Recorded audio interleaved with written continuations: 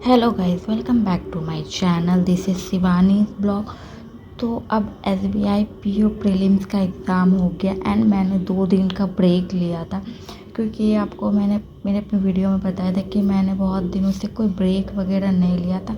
तो मुझे नीडेड था, मेरा माइंड थक चुका था, तो मैंने 2 दिन का अच्छा ब्रेक लिया और इसमें मैं थोड़ा घूमने गई, सोई, रेस्ट की एंड माइंड को अच्छे से फ्रेशनेस लाने के लिए फिर से प्रिपेयर किया कि अब फिर से स्टडीज़ वगैरह स्टार्ट करनी है। तो 2 दिन के ब्रेक के बाद फिर आज मैं पढ़ने बैठी एंड जब मैं सुबह उठी और पढ़ने के लिए बैठी तो मेरे माइंड में ऐसा कुछ नहीं था कि मुझे मॉक मतलब टू डू लिस्ट बनाना है या क्या करना है। तो मैंने सबसे पहले अपना दिन में जब मैं सोकर उठी तो मैं छत पे चली गई, थोड़ा एक्सरसाइज एंड मेडिटेशन वगैरह किया एंड देन उसके बाद नहाकर ब्रेकफास्ट किया। उसके बाद बैठ गई पढ़ने के लिए। तो मैंने सोचा कि अब एसबीआई पीओ तो कंप्लीट हो चुका है, अब आईबीपीएस पीओ पे अपना फोकस करना है एंड मेंस पे फोकस करना है। चाहे रिजल्ट जो भी हो, आगे के लिए तो पढ़ना ही है। मेंस तो मेंस पे और मॉक पे अपना फोकस करना है। तो सबसे पहले मैं मॉक दे लूँ और मेंस का मैंने कुछ कुछ क्वेश्चंस वगैरह सॉल्व किया था और थोड़ा बहुत आज सीए रिवीजन वगैरह किया था, क्योंकि बहुत ज़्यादा मतलब आज मैं नहीं पढ़ना चाहती थी। मैं अभी मेन फोकस मॉक पे देना चाहती थी आज, कि मैं अपना 2 मॉक दे दूँ, एक लाइव मॉक एंड एक गाइडली से ही लाइव मॉक एंड दूसरा अगेन गाइडली से ही उनका जो प्लेटफॉर्म पे मॉक आता है वो वाला मॉक। तो ये दोनों मॉक मैंने दिया एंड मैं इसका स्कोर वगैरह आपको अभी मैं शेयर कर रही हूँ आपको। और तो अभी आप चलिए चलते स्क्रीन पे जहाँ मैं आपको स्कोर्स एंड एनालिसिस दिखाती हूँ। गाइस, मैं स्क्रीन पे आ चुकी हूँ एंड सबसे पहले मैं आपको अपना मॉक स्कोर दिखाऊं या लाइव मॉक का स्कोर दिखाऊं। तो सबसे पहले मैं आपको लाइव मॉक का ही स्कोर दिखाती हूँ। ये मैंने आज ही लगाया है एंड ये अवेलेबल है आपका 7 अगस्त तक, तो आप दे सकते हैं। इसका फुल रिजल्ट तो नहीं आया, बट जो स्कोर आया है वो मैं आपको दिखा देती हूँ। मेरा स्कोर बना है 49.38 का, कट ऑफ 60 किया, मैंने अटेम्प्ट 59 किए थे, जो कि ओके है। वैसे तो इनकरेक्ट मेरे 8 हो गए, जिसमें से मोस्ट इनकरेक्ट मैंने देख रखा है इंग्लिश का हुआ है। तो इंग्लिश में मेरे 7 इनकरेक्ट हुए एंड आई नो कि क्या गलत होगा। मैंने एक जो क्लोज टेस्ट था उसमें ही मैक्स गलत किया होगा। मैं इसका आपका सॉल्यूशन जब अवेलेबल होगा तब मैं आपको दिखाऊंगी। इसमें मुझे पता है कि मेरा जितना भी मिस्टेक्स है वो एक क्लोज टेस्ट था, उसमें ना एक वर्ड्स था, बहुत ही सिमिलर वर्ड्स लग रहे थे। मतलब मैंने बहुत क्लोज टेस्ट बनाया बट क्लोज टेस्ट में मेरा इतना एरर नहीं हुआ। इसमें बहुत ही सिमिलर वर्ड्स थे। मैंने एसबीआई पीओ का जो मॉक्स लगाया था तो उसमें वर्ड्स जब क्लोज टेस्ट में होते थे तो वो डिफरेंट होते थे, बट इस वाले जो आईबीपीएस पीओ का जो मैं मॉक लगा रही हूँ तो इसमें वर्ड्स बहुत सिमिलर है। आप बताइए, अलॉटेड, इसमें एक वर्ड जो मुझे अच्छी तरह से याद है वो था, एक जगह अलॉटेड भी सही लग रहा था, इनरोल भी सही लग रहा था और प्लेस्ड भी सही लग रहा था। आप बताइए अब तीनों में से मैं कौन सा प्लेस करूं। तो मुझे पता है कि उसी में जो सिमिलर वर्ड्स जो लग रहे थे उसी में ही गलत हुआ होगा। अब अलॉटेड का मतलब भी किसी को रखना ही हुआ, इनरोल करना भी किसी का इनरोलमेंट कर रहे हो आप, प्लेस भी करना मतलब रखना होगा। तो इसमें मैं डिस्टिंग्विश कर ही नहीं पाई।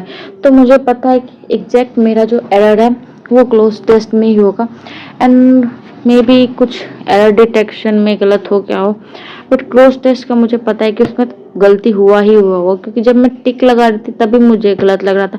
थे तो बहुत ही ज़्यादा ईजी, मतलब अगर मेरे पास वो क्लोज टेस्ट आया मैं तो 1-2 मिनट में वो कर लूँ, बट वर्ड्स जो उसके जो ऑप्शन थे बहुत ही सिमिलर लग रहे थे, तो जिस वजह से ये गलत हुआ होगा। एंड क्वांट में मेरे 15 में से 15 सही हुआ क्वांट में, बट स्पीड चाहिए, बहुत ही ज़्यादा लो स्पीड है। मतलब मुझे 15 अटेम्प्ट बहुत कम लग रहे हैं। कम से कम यहाँ 35 क्वेश्चन आते हैं, कम से कम 25 तो मुझे अटेम्प्ट करने ही चाहिए। अब मुझे स्पीड पे अपना वर्क करना होगा। अब एक्यूरेसी पे ठीक है, एक्यूरेसी तो अच्छी है।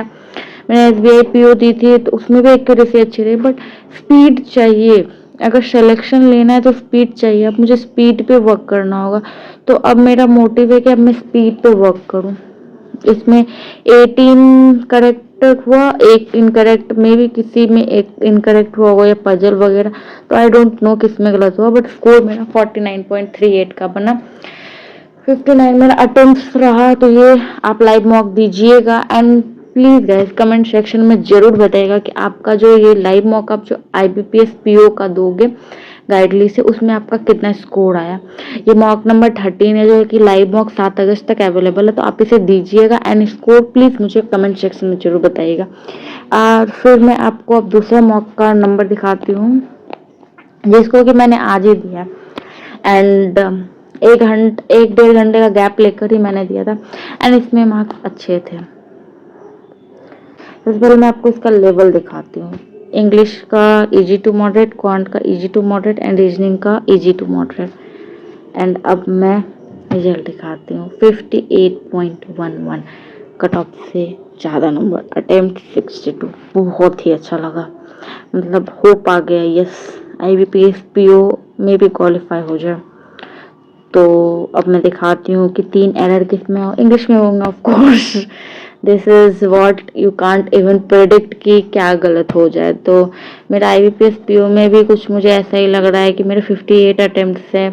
इंग्लिश में रॉन्ग तो जरूर होंगे, पता नहीं सिलेक्शन होगा या नहीं होगा, आई डोंट नो।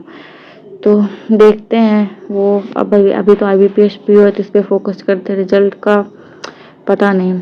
क्वांट्स में मेरे एक भी गलत नहीं हुआ। इसमें अटेम्प्ट अच्छे गए, 21 अटेम्प्ट। मुझे फिर भी बढ़ाना है, 25 अटेम्प्ट तक जाना है, क्योंकि इतने कम अटेम्प्ट से नहीं चलेगा। मैंने SBI PO देख लिया, इतने कम अटेम्प्ट से नहीं होगा। क्वांट्स में 25, रीजनिंग में 25 होने चाहिए एंड इंग्लिश में एटलीस्ट 22 तक तो जाना ही जाना है। एंड मैं अब आपको एरर दिखा देती हूँ। इंग्लिश में सबसे पहला एरर है ये DCAB, ये बहुत स्लाइट मिस्टेक है। मतलब मैंने किया था बट मुझे मारना AB था और मैंने क्या बताऊँ क्या किया, मतलब मुझे पता था DCAB होता। Markable resilience and study growth pattern annually ना, और मैंने क्या कर दिया, रेजिलियंस एनुअली कौन करता है, ये तो मैं सोच ही नहीं सकती हूँ। तो इस वजह से ये रॉन्ग हो गया। एंड अब मैं इसको दिखाती हूँ। इसमें भी वो मतलब क्या ही बोलूँ, B1 नहीं होता। ये मुझे नहीं लगा था कि B का 1 नहीं होगा। Digital currency attract investors world wide while regulator debating on the long term impact on financial system. हाँ, अब मैं पढ़ रही हूँ तो मुझे गलत लग रहा है, क्योंकि डिजिटल करेंसी जो है वो अट्रैक्ट है, डिजिटल करेंसी की बात हो रही है, जैसे क्रिप्टो करेंसी वगैरह के, और यहाँ फाइनेंशियल सिस्टम की बात कर रही है। तो ये डिबेट हो रहा है रेगुलेटरी लॉन्ग टर्म इम्पैक्ट, तो ये तो होगा ही ना, ये गलत है। B1 नहीं होगा, इसलिए वजह से ये आप आंसर देख सकते हो।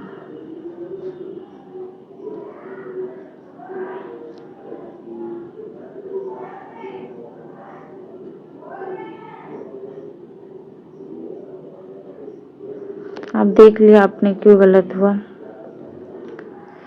यहाँ ग्रामेटिकल मिस्टेक था, इस वजह से ये गलत हो गया। एंड इस वाले में B3 नहीं होगा, A2 और C1 होगा, जिस वजह से ये गलत हो गया। तो ये वाला भी फिर आपका इसका सॉल्यूशन देख लो।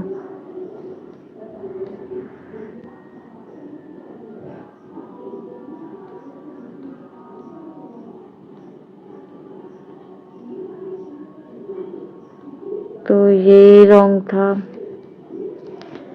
एंड क्वांट में तो मेरे बिल्कुल सही थे, रीजनिंग में भी मेरा बिल्कुल सही था। जो रॉन्ग हुआ इंग्लिश में, क्योंकि इंग्लिश अनप्रिडिक्टेबल है।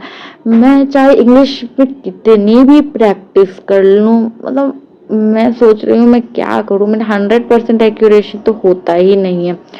मतलब मैंने बहुत लोगों का भी देखा है, किन्हीं का भी 100% एक्यूरेसी नहीं होता है। इंग्लिश में एक एरर होना ही होना है, क्योंकि इंग्लिश इज लाइक आप उसमें आंसर वगैरह खुद से सॉल्व नहीं करते, वहाँ पर अपना कॉमन सेंस लगाते हो, वहाँ पे आप अपनी मेमोरी पावर लगाते हो, तो वहाँ मिस्टेक होना इज कंपल्सरी। तो इंग्लिश को 100% एक्यूरेसी तक तो नहीं लेके जा सकते, हाँ मिस्टेक्स बहुत कम करना है, 1-2 मिस्टेक ही तक रखना है, 8 मिस्टेक नहीं जाना, जो कि मैंने लाइव मॉक में किया है, जहाँ क्लोज टेस्ट में जो हुआ है। तो मैं अब इन सब पे वर्क करूंगी, क्योंकि अब मेरा बेसिक्स तो मैंने SBIPO में बहुत अच्छा कर लिया था, अब मैं इस पे और अपना प्रैक्टिस करूंगी ताकि बहुत अच्छा हो और मिस्टेक्स अब कम हो, स्पीड और एक्यूरेसी दोनों अब मैं बहुत अच्छा लेके चलूंगी। तो आज का मॉक का मेरा इतना ही रहा और मेरे मार्क्स आपने देख लिया, तो बस इतना ही। Thanks for watching this video, if you like subscribe follow for more guys, thank you so much for watching, bye.